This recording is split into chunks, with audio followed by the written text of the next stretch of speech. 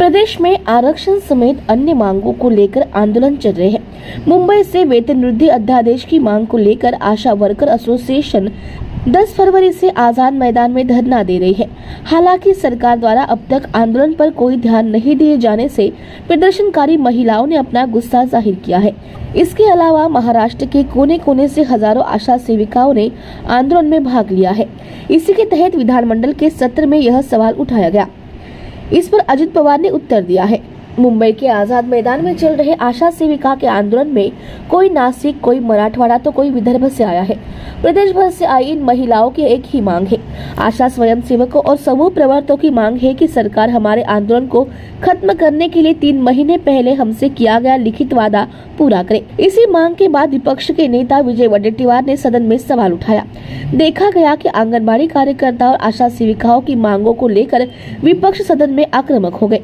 मुंबई के आजाद मैदान में चल रहे आशा सेविकाओं के आंदोलन पर नेता प्रतिपक्ष विजय वडेट्टीवार ने विधानसभा में सवाल उठाए। वडेट्टीवार ने कहा था कि पिछले कुछ दिनों से आशा सेविका अपना घर बार छोड़कर आजाद मैदान में धरना दे रही है। क्या सरकार उनकी मांगों पर ध्यान देगी और उनकी मांगे पूरा करेगी?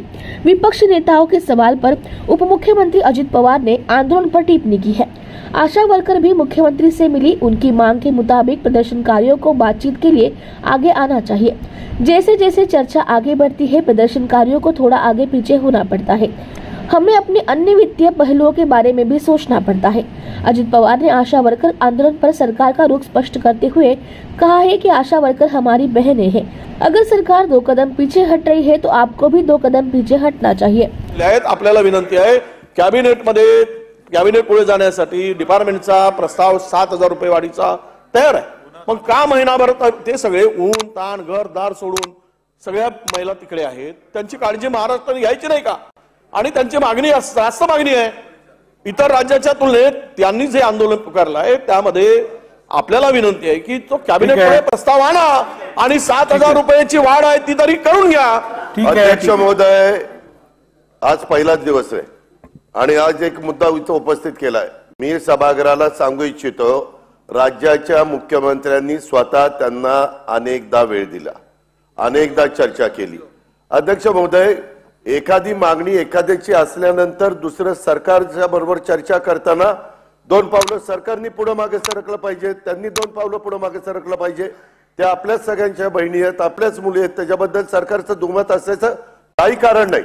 सरकार त्या बाबतीमध्ये सकारात्मकच आहे, परंतु अलीकडच्या काळात काही गोष्टी अशा घडतात, हे असं आम्हाला असंच झालं पाहिजे, असं कसं होईल? शेवटी बाकीचा पण सगळं आर्थिक परिस्थिती बघावी लागते, इतर गोष्टी तपासाव्या लागतात। मी पुन्हा आज विरोधी पक्ष नेत्यांनी मुद्दा काढलेला असल्यामुळे मी सभागृहाच्या माध्यमातून राज्यातल्या आशा वर्करला पण सांगू इच्छितो, सगळ्यांना सांगू इच्छितो, आम्ही तुमच्या बाबतीत सकारात्मक आहोत। आपण त्या ठिकाणी चर्चेला या, थोडं पुढे मागे व्हा, आपण विषय संपूर्ण